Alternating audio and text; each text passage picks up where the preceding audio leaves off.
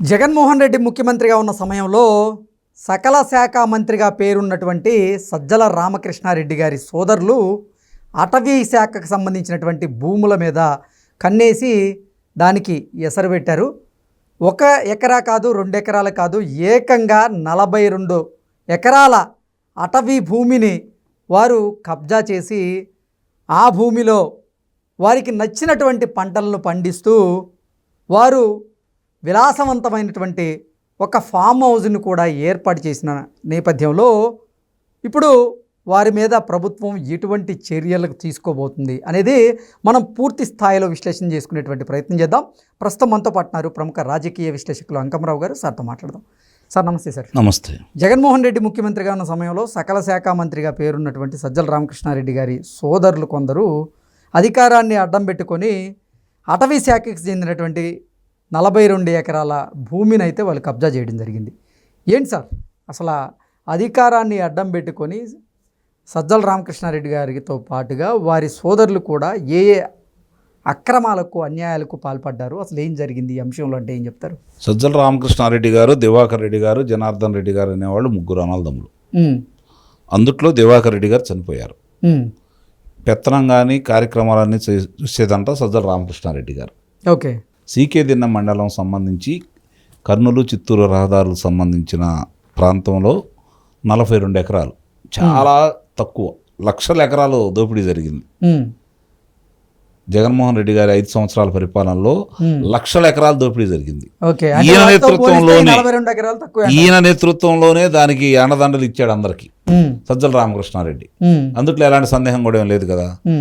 ఆ క్రమంలో ఈ 42 ఎకరాలు అనేది చాలా చిన్నది. అందుట్లో కడప ప్రాంతంలో చాలా స్వల్పం అని అయితే నేను భావిస్తున్నా. కాకపోతే ఏంటంటే వెలుగులో ఒక్కోటి వెలుగులో చూపుతున్నాయి కాబట్టి వాళ్ళ సోదరుల పేరు మీద ఇవి ఉన్నాయని చెప్పని మనకు ప్రచారం జరుగుతుంది కాబట్టి పేదవాడు మరింత పేదవాడు అవుతున్నాడు, మధ్యతరగతి వాడేమో ఇబ్బందులు పడుతూ ఉన్నాడు, బాగా ఉన్నత స్థాయిలో ఉన్న వాళ్ళు ఆర్థికంగా బలిసిన వాళ్ళేమో రోజు రోజుకి వాళ్ళ స్థితిగతులు పెంచుకుంటూ ఉన్నారు. ఏంటి సార్ ఈ పరిస్థితి? అసలు స్వతంత్రం వచ్చింది, నిరుపేదలకు ఏమిచ్చింది? ఒకసారి ఆలోచించండి. నిరుపేదగానే ఉంటున్నాడు, ధనవంతులు అవుతానే ఉన్నారు. అది కొంతవరకు మాత్రమే పరిమితం అయిపోతాం. వేల లక్షల ఎకరాలు ఇలా అధికారాన్ని అడ్డం పెట్టి లక్షల ఎకరాలు వేల ఎకరాలు కాదు, లక్షల ఎకరాలు ఈరోజు దోపిడీకి గురైందని చెప్పని సాక్ష్యాధారాలతో బయటకు వస్తూ ఉన్నాయి. ఈరోజు ఈ తెలుగుదేశం పార్టీ వాళ్ళు కావచ్చు, భారతీయ జనతా పార్టీ వాళ్ళు కావచ్చు, లేకపోతే జనసేన పార్టీ వాళ్ళు కావచ్చు, ప్రజల దగ్గర నుంచి వినతులు స్వీకరిస్తుంటే, వాళ్ళ బాధలు చెప్పుకోమని, వాళ్ళ సమస్యలు విన్నవించుకోవటానికి అవకాశం కలగజేస్తుంటే వచ్చిన వాళ్ళలో 70% మంది భూమికి సంబంధించినటువంటి అన్యాయం జరిగిందని చెప్పని, మా భూములు లాక్కున్నారని, మా భూములను ఇలా ఇబ్బందులు పెడుతున్నారని, మా పూర్వీకుల దగ్గర నుంచి వచ్చినవి కూడా భూ ఆక్రమణ మీద 80% వినతి పత్రాలు వస్తున్నాయి. అంటే అర్థం చేసుకోండి ఏ స్థాయిలో వాళ్ళు ఈ భూముల మీద దందా సాగించారో మీరు అర్థం చేసుకోవచ్చు. అలాంటి దాంట్లో పోల్చుకుంటే ఈ 42 ఎకరాలు చాలా చిన్నవని నేను అంటున్నాను. అంటే ఇలాంటి ఉదంతాలు, అది కడప ప్రాంతంలో ఇలాంటి ఉదంతాలు ఇంకా చాలా రావచ్చు.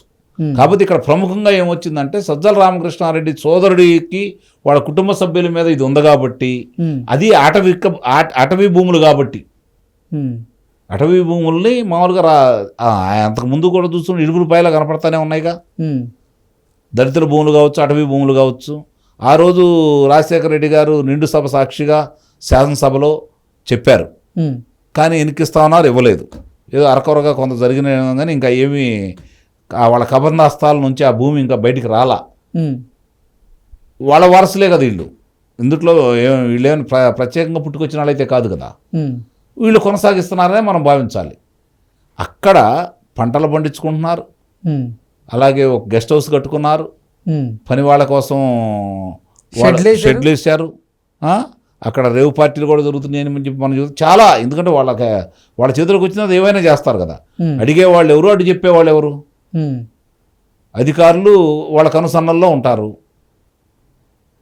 అంటే ఇది వెలుగులోకి వచ్చింది ఇంతే, ఇక మిగిలినవన్నీ రావాల్సినవి ఉండయి చాలా కూడా. అందుట్లో సజ్జల రామకృష్ణారెడ్డి గారికి సంబంధించింది కాబట్టి ఇది కొంచెం ప్రముఖమైంది. సార్ కేవలం కడప జిల్లాలోని ఒక గ్రామంలోని 42 ఎకరాలకు పైగా అటవీ భూముల్ని వీరు కబ్జా చేసి అక్కడ విచ్చలవిడిగా వీళ్ళకి నచ్చినటువంటి పంటలను సాగు చేసుకుంటూ ఉంటే ఇక రాష్ట్ర వ్యాప్తంగా ఉన్న అన్ని జిల్లాల్లో ఏ మాత్రం అంటే అసలు వాళ్ళు ఏంటి ఎంత మేరకు వాళ్ళు అక్రమాలలో చేసి ఉండొచ్చు? 130,000 ఎకరాలు ఇట్లా వాళ్ళు దౌర్జన్యంగా స్వాధీనం చేసుకున్నారని, లేదంటే ప్రభుత్వ భూములు కావచ్చు, అటవీ భూములు కావచ్చు, వాటికి నంబర్లు మార్చి వెలుసుబాటు కలగజేసి దళితుల భూములతో సహా వాళ్ళు వాళ్ళు సొంతం చేసుకున్నారనేది మనకు వినిపిస్తున్నటువంటి మాట, కళ్ళ ముందు కనపడుతున్నటువంటి చాలా వాస్తవాలు కళ్ళ ముందు కనపడుతూనే ఉన్నాయి. మీరు బాగా గమనించండి, ఆంధ్ర రాష్ట్ర ప్రజల అదృష్టం కొద్దీ ల్యాండ్ టైటిలింగ్ యాక్ట్ చివరిలో తీసుకొచ్చాడు అతను. అదే కనుక ఇంకో 2 సంవత్సరాల ముందున్నట్టయితే మాయి ఎవరాస్తులు మన అయ్యుండే కాదు, మొత్తం వాళ్ళే అయ్యుండే, వైఎస్ఆర్సీపీ పార్టీ వాళ్ళే అయ్యుండే. ఆ విధమైనటువంటి చట్టాన్ని తీసుకురావడానికి కారణం కూడా ఈ దుర్బుద్ధి. ఈ ఆలోచన ముందుండబట్టే వాళ్ళు అలాంటి కార్యక్రమాలు చేశారని అయితే నేను భావిస్తున్నా. నిజంగానే ఆంధ్ర రాష్ట్ర ప్రజలు అదృష్టవంతులు అధికార మార్పిడి జరగటం అనేది.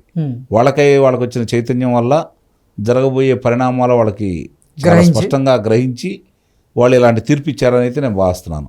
కర్రుగాల్చి వాత పెట్టారు కదా, అందుట్లో ఎలాంటి అనుమానం లేదు కదా. అంటే అసలు ఆంధ్రప్రదేశ్లో కూటమి ప్రభుత్వం కొలువుదీరిన మొదటి రోజు నుంచి ఒక్కొక్క అంశం ఏ శాఖలో అవినీతి అవకతవకలు జరిగాయి అనేది బయటికి తీస్తున్న కొద్దీ రోజుకొక అంశం బయటకు వస్తూనే ఉంది. అంటే జలధార ఊట వస్తుంది. మనం కనుక ఒక నుయ్యి తీసి మంచినీరు కోసం మనం ప్రయత్నం చేస్తే ఆ జలధార ఏ విధంగా అయితే ఉబికి పైకి వస్తూ ఉంటుందో, ఇప్పుడు మామూలుగా తవ్వే కొద్దీ వీళ్ళ అక్రమాలు, వీళ్ళు చేసినటువంటి దుర్మార్గాలు, దోపిడీలు, దొంగతనాలు అన్నీ కూడా బయటకు వస్తూ ఉన్నాయి. అసలు అవి నాకు తెలిసినంత వరకు ఇవన్నీ కనుక నిరూపితం అయితే ఆంధ్ర రాష్ట్రంలో ఉన్న కారాగాలు మాత్రం సరిపోవు. ఓకే, ఈ అక్రమాలు చేసిన వాళ్ళందరినీ కనుక అదుపులో తీసుకుంటే సరిపోవు. ఇక్కడ జరుగుతున్న కొన్ని విషయాలు మాత్రం మనం కనుక తీవ్రంగా ఆలోచించుకోవాలి. అంటే వీళ్ళకి ఎవరైతే అధికారులు అండదండగా ఉన్నారో ఆ రోజుల్లో, ఇప్పుడు కూడా చెబుతున్నాను మళ్ళీ, ఇప్పుడు కూడా కొంతమంది సహాయ సహకారాలు వాళ్ళు ఉండబట్టే వాళ్ళు ఇంకా మనగలుగుతున్నారు, వాళ్ళు ప్రశాంతంగా తిరగలుగుతున్నారు. ముందుగా అలాంటి వాళ్ళని గుర్తించండి. అధికారుల్లో ఉన్నారా, లేకపోతే నాయకుల్లో ఉన్నారా, ప్రజాప్రతినిధుల్లో ఉన్నారా? అధికారుల్లో ఉన్నా, నాయకుల్లో ఉన్నా, ప్రజాప్రతినిధుల్లో ఉన్నా ఎట్టి పరిస్థితుల్లో ఇప్పుడు ముఖ్యమంత్రి వర్యులు వారి మీద చర్యలు తీసుకోక తప్పదు. దీన్ని ప్రక్షాళన చేయాలి అంటే మాత్రం నిజంగా ఈ వ్యవస్థను మొత్తం గాడిలో పెట్టాల్సినటువంటి అవసరం అయితే ఉంది కదా సార్. నిస్సందేహంగా. ఇప్పుడు మీకు చిన్న ఉదాహరణ చెప్తాను. ఇప్పుడు ఒక గ్రామం ఉంటుంది. సరే, గ్రామం గురించి, గ్రామం అంటే పట్టణాల్లో అంటే ఒకరికొకరు సంబంధాలు లేకపోవచ్చు. గ్రామంలో కొన్ని వేల మంది ఉంటారు, పెద్ద గ్రామం అనుకుంటే. చిన్న గ్రామం అనుకుంటే 200-300 మంది ఉంటారు. ఈ 200 మంది భూముల్లో కనీసం అందుట్లో భూముల మీద అంటే వ్యవసాయం చేసే వాళ్ళందరికీ ఎవరి పొలం ఏంటనేది చాలామందికి తెలుసు. అవునా? అవును. ఎవరి స్థలం ఏంటనేది చాలామందికి తెలుసు. మరి అలాంటి చాట ఇలాంటి దురాక్రమాలు జరుగుతూ ఉంటే వాళ్ళకి తెలియకుండా ఉంటాయా? వాళ్ళు భయపడి చెప్పరు కొంతమంది, పక్కాడి మీద కోపంతో చెప్పరు కొంతమంది. అంతే కదా జరిగేది. అదే పట్టణాల్లో అయితే ఏం జరుగుతుందో తెలియదు. మరి పట్టణంలో చెరువులు ఉన్నాయి, సత్రాల భూములు ఉన్నాయి, దేవుని మాన్యాలు ఉన్నాయి, అటవీ భూములు ఉన్నాయి. మరి ఇలాంటి చాట కట్టడాలు కట్టుకొని ఇష్టారీతిన కట్టడాలు కట్టుకొని నివాసం ఉంటున్నారు, అలాగే స్వాధీనం చేసుకొని ఇళ్ల పట్టాల కోసం అమ్ముతున్నారు, పరిశ్రమలు పెట్టుకుంటా ఉన్నారు కదా. ఇవన్నీ చేయాలంటే ఒక స్థలంలో కట్టడం కట్టాలి అంటే తక్కువగా 6 నెలలు సమయం పట్టింది కదా. మరి 6 నెలలు సమయం పట్టినప్పుడు ప్రజాప్రతినిధులు ఏం చేస్తున్నారు, అధికారులు ఏం చేస్తున్నారు, ప్రభుత్వ పెద్దలు ఏం చేస్తున్నారు, రక్షక భటులందరూ ఏం చేస్తున్నారు అంటే వీళ్ళందరి ప్రమేయంతో జరిగిద్ది. గుర్తుపెట్టుకోండి. ఓకే, ప్రజల ధనాన్ని కావచ్చు, ప్రజల ఆస్తులను కావచ్చు, ప్రజల భూములను కావచ్చు వేరే వాళ్ళు తీసుకోవాలి అంటే వీళ్ళందరూ సహకారం లేకుండా వాళ్ళు చేయగలుగుతారా? ఎగ్జాక్ట్. కాబట్టి ముందుగా ప్రజల్లో చైతన్యం రావాలి, అధికారుల్లో మార్పు రావాలి, ప్రజాప్రతినిధులు వీళ్ళిద్దరిలో మార్పులు వస్తే ప్రజాప్రతినిధులు అప్పుడు ప్రజలు చెప్పిన మాట వాళ్ళు వింటారు.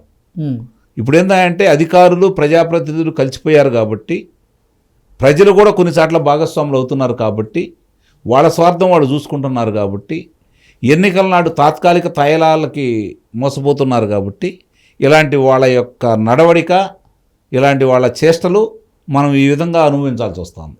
సార్ ఇప్పుడు అటవీ శాఖలో జరిగినటువంటి ఈ ఆక్రమణలు బయటపడినటువంటి నేపథ్యంలో ప్రభుత్వం ఎటువంటి చర్యలు తీసుకునేటువంటి అవకాశం? చాలా కఠినమైన చర్యలు తీసుకోవచ్చు.